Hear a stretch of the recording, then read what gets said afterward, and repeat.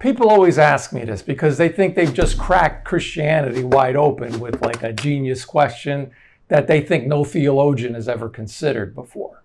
Ready? Okay, this is it. If God already knows everything that's going to happen, then how can we have free will? Now look, I understand how this can seem paradoxical to someone who hasn't really thought about it very deeply, but it's not as problematic as it appears to be on its face. You just have to dig down a bit and see it from God's perspective. As an easy to understand example, let's suppose you like NFL football, like I do. But one Sunday you know that you're going to be away from the TV, so you decide to record the games. This way you can watch them later. But then on your way home that night, your idiot friend texts you all the scores for all the games for some bizarre reason. And you didn't want to know the scores, right? But now, thanks to Dickhead, you already know them, okay? Whatever.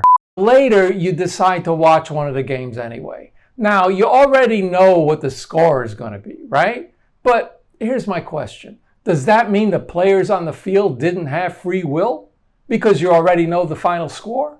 No, it just means all the excitement has been removed from it for you now. All the pleasure is gone because Asswipe took it upon himself to just text you the scores that you never asked for, by the way, because he's a frickin' genius like that, right? So now you're watching something that already happened. But the fact that you know the outcome in advance hasn't changed anything, right? It didn't interfere with the player's free will. Get it? See, and God is watching everything like that because he's outside of time, which is a thing. I guess he exists in his own time, which is separate from our time. Because, I mean, nothing can actually exist outside of time, you know? I mean, if there's no time, nothing can move, right? You need time in order to have a sequence of events in order to do anything. I mean, literally nothing can exist outside of time, not even God. I mean, that's obvious, right? So I guess our time is inside God's time, but like separate from it somehow. I mean, just go with it, okay? So yeah, from our point of view, we're making decisions. We're making real choices with real consequences that were decided, you know, forever ago, before time as we experience it existed. But it's still real. Got it? But from God's point of view, everything's already done. He's just sitting up there, probably, you know, bored out of his mind by this point, watching us because, you know, nothing else good is on, and he already took the time to record everything. But as far as he's concerned, past, present, and future are all just, you know, laid right out there like an unwanted text from a moron. But don't worry, because it doesn't mean you're not making choices. That's the point. You totally are. It's just that you were always going to make them forever before you were born, before time. Not God's time, obviously. The new time God made separate from his time. But inside his time, you know, look, anyway, you're going to make choices you were destined to make by the Creator, who knew exactly what you do, but still made you anyway, so he could, you know, give you free will, obviously. Yet, some people still say, well, if God knows who's going to go to hell before they're born, why even create them?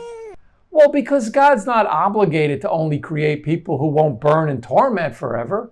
He has to allow some people to be born so they'll ultimately suffer for eternity, because I'm sure he has reasons, you know, probably for the greater good or something. Like, okay, maybe your great-great-grandfather was an atheist, but he had kids who eventually had you, and you're a believer.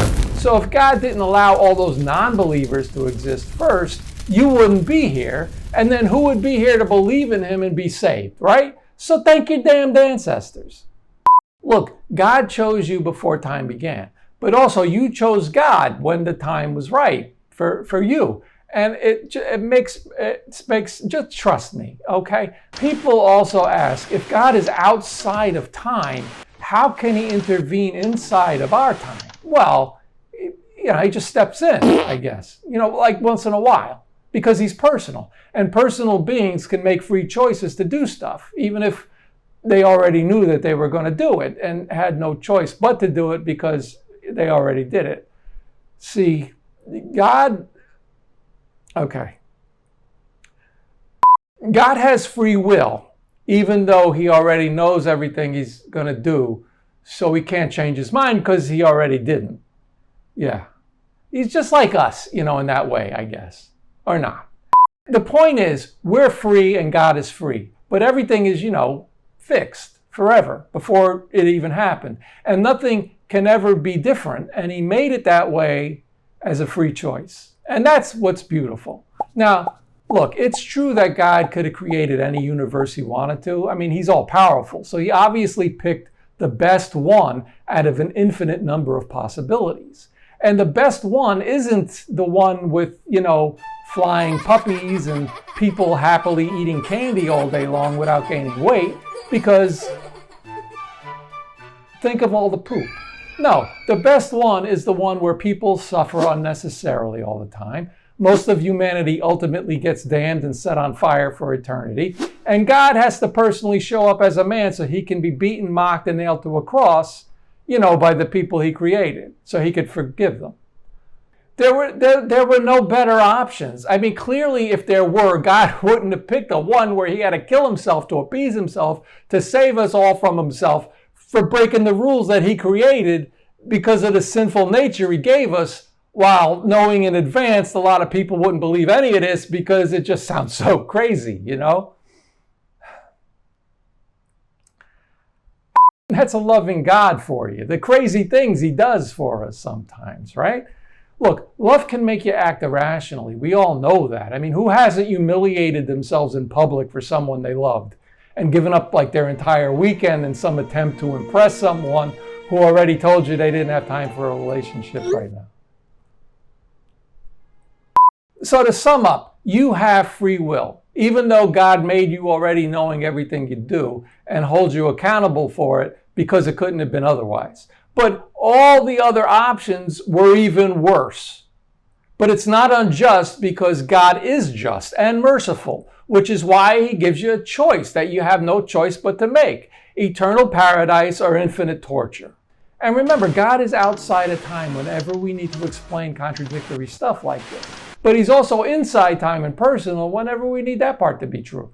And he sometimes intervenes and answers our prayers because he already did it and he has no choice. But also everything is free, even though it's predetermined. But also it isn't, because you're ultimately responsible for God making you the sinner that you are, so it's your fault.